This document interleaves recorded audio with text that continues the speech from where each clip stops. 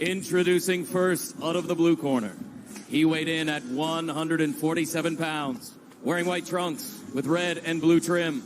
He brings a record of 39 wins, only 2 defeats, 27 of those victories coming by way of knockout.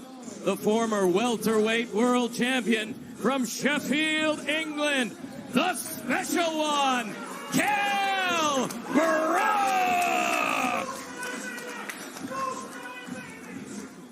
Introducing out of the red corner. He weighed in at 146.4 pounds, wearing black trunks with gold trim. He brings a perfect record, 36 wins, no defeats, 27 victories coming by way of knockout. The former lightweight world champion, the former undisputed junior welterweight world champion, the reigning, defending WBO welterweight world champion, the pound-for-pound king from Omaha, Nebraska, Terrence "Bud" Crawford!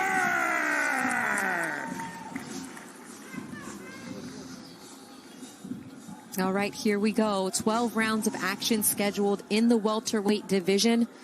You know, guys have told us, world champions have told us, guys that are used to fighting in their backyard like Bud has, like Jose Ramirez has, this feels different. It took me a while to get started, but is known as somewhat of a slow starter. How will we see things play out early on? Questions are about to be answered. Here's Tony Weeks with some final instructions. Okay, right here is good. Right here is good. I want a good, clean fight. Obey my commands at all times. Above all, protect yourselves at all times. Let's go. All right, they touch him up. Let's do this. One thing that has been talked about a lot this week is the size difference of these two. How much will Kell weigh when we step in the ring? How much will Bud? Is he that much bigger? Kell's argument all week long is all promotion long. I'm the naturally bigger, stronger guy. So we'll see how much of that size he can impose on the champ in Terrence "Bud" Crawford.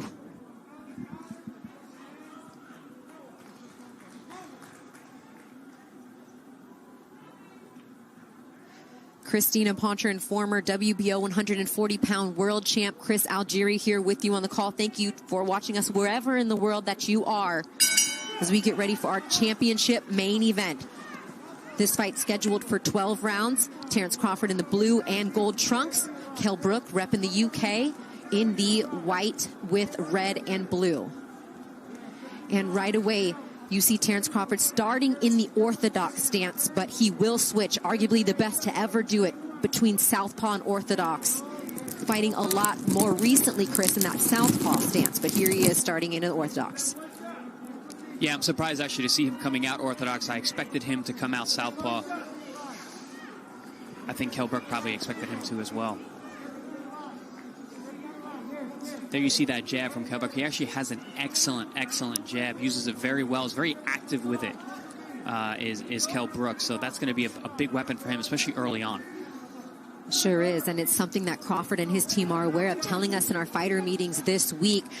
Terrence saying, I see him trying to out-jab me and time me and continue to jab before me, but I have a pretty strong, pretty quick jab as well. We saw a lot of that in that fight against Postal, who a lot of people talked about Victor Postal's jab, and Crawford beat him to that. So we'll see which game plan prevails here, as the 1-2 of Brook is also a beautiful, a thing of beauty to watch. Now, speaking about jabs, one of the big parts of a good jab is being long, and Terrence Crawford has a 74-inch reach advantage for a welterweight, which is unheard of. Yeah, and only a 5'8" welterweight. Exactly, yeah. We talked about Brook's resume, getting him to this point. Some people saying the best opponent that Crawford has faced, being that he beat Sean Porter to win that welterweight world title in 2014. Moved up to 160, fought for Gennady Golovkin, lost. Errol Spence was his last fight at 147, lost the IBF title there back in 2017. Is he still a high-class caliber fighter as he was then, racking up 3 wins since that Errol Spence loss? Or has Father Time taken its toll on the 34-year-old and on his face, albeit orbital fractures in both sides, coming off the losses to Gennady Golovkin and Errol Spence? Kell Brook doing a good job, landing some nice, hard, solid jabs so far. Has been able to out-jab the longer Terrence Crawford. And this first There round. it is. There's again. another strong jab from Kell Brook early. But staying orthodox.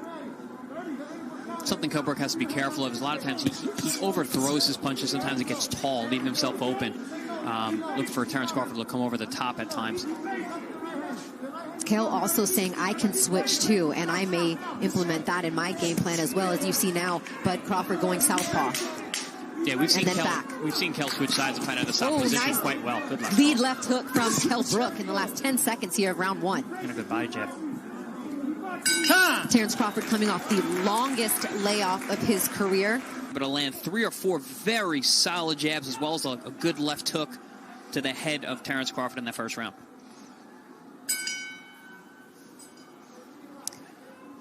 You had mentioned starting slow against Kavaliauskas, did Crawford in his last fight.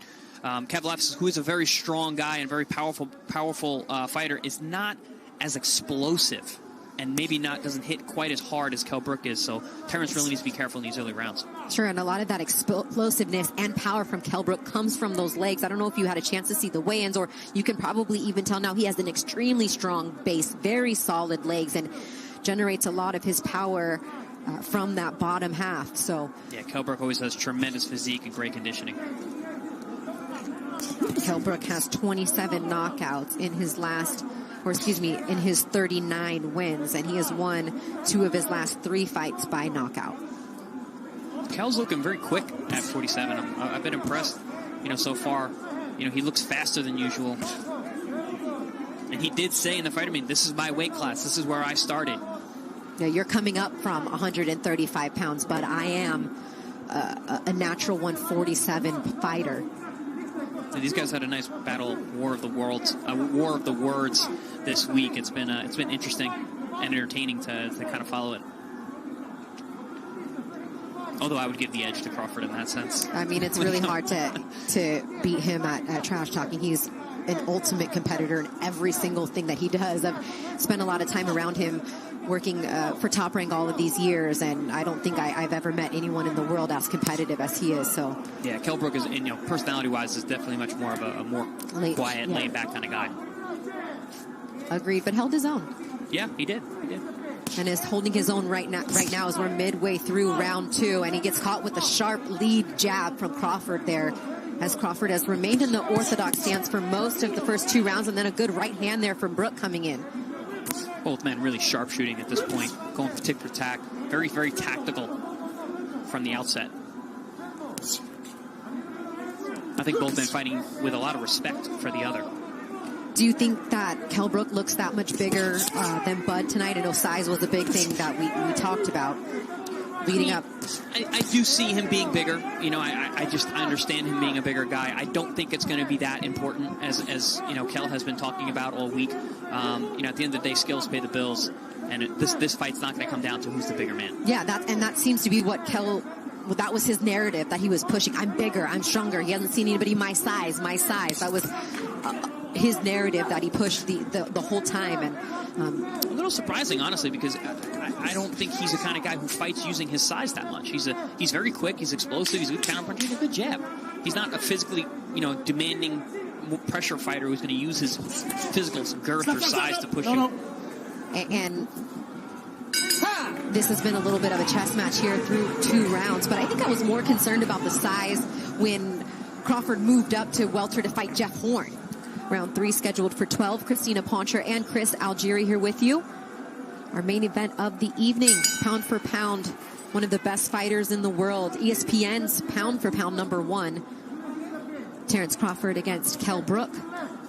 Now, if you notice, we got a great view right here looking at the feet. We're seeing a southpaw orthodox, and you're seeing both men battling for that outside position. That's very, very important when you are fighting an opposite stance, to make sure that you have the outside position. That's the dominant position when you're fighting an opposite stance. See that what happened just there. Kell Brook pulling back with his chin up in the air. That's where he really needs to be careful with the reach and the timing of Terence Crawford as you're pulling away. Crawford giving him a different look here, starting this round for the first time in the fight as a southpaw. The first 2 rounds were as orthodox as used. Take a look at some of the punch stats. A 36% clip landed for Kell Brook. About the same amount of punches thrown there. And that right strong hand jab from Crawford in this southpaw position is where he's very comfortable with that. His strongest hand out in front as you see him throw it there to the body and then doubling it up back up top. Yeah, he definitely seems to be way more comfortable fighting out of southpaw stance. We've seen it more in recent years, him starting fights from that, fighting entire fights out of the southpaw position.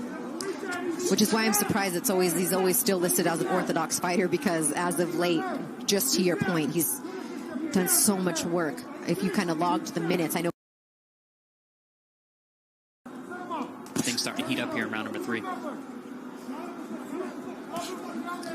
Terrence Crawford in the States before the bell, a minus 1,100 underdog, meaning you'd have to bet $1,100 on Terrence Crawford to win 100. Chris and I were talking about, earlier in the week, it was 7-1 odds. We were like, wow, I can't believe Brook is that much of an underdog. He doesn't look it here yet through 3 rounds, but Crawford's starting to get his respect. That strong right jab, having some success here in round 3 in that, southpaw position. For the people at home, they might not think a whole lot is going on, but there is a tremendous amount of tactical work from both men right now. Nice right hand there from Brook and a counter from Bud. All these shifts and movements and feints. Big right hand from Crawford at the 10-second mark in round 3. Things are heating up here. Nice combination from Crawford. Then he goes down to the body as we see things start to turn up here a little bit. And that was a strong finish to round 3, something that is very important in your opinion, Chris, as we call these fights in the eyes of the judges, to make an exclamation point there at the end of a round. Yeah, that was a much better round for Crawford.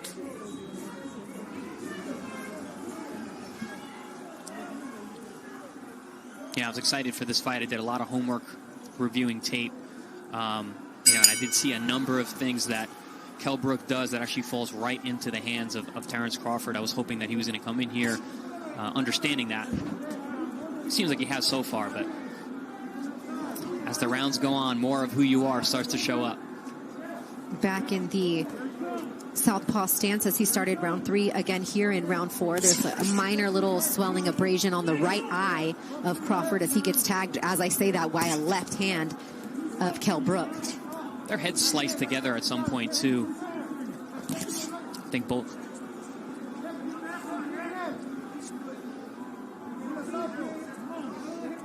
And maybe that was caused by that clash of heads. Here we go again. Kell Brook, the rope. Big shot from Crawford. 5, and 6, that is a knockdown. 7, 8. Come to me. You all right? Give you a chance. And Kell Brook looks like he is still a little bit out of it. Can Crawford in the show in round 4? I think it was a right hook as Crawford looks to finish. Big shot from Kell Brook. He is over. Terrence Bud Crawford. TKO 4. That's all she wrote, folks. He remains undefeated and walks away with the strap. And you know what? That shows me right there, I did exactly what I came here to do. His family excited, his family celebrating. Omaha, Nebraska, stand up. But he comes over, shows respect to Kell Brook. Мен пропуск алып, медаль сатып алып 800-ін жинап жүрсем. 777 қылам ба деп едім. Бір кісілердің кесірінен Короче, бізде енді Кукада 200 қыпы, ал Қарада 85 ақ қалған. Енді зажимат етіп алып тастауға болар еді. Енді мен осы сәтте сразу зажимат етіп алып тастайтын едім. Ай, хорош. Жалпы мен өз басым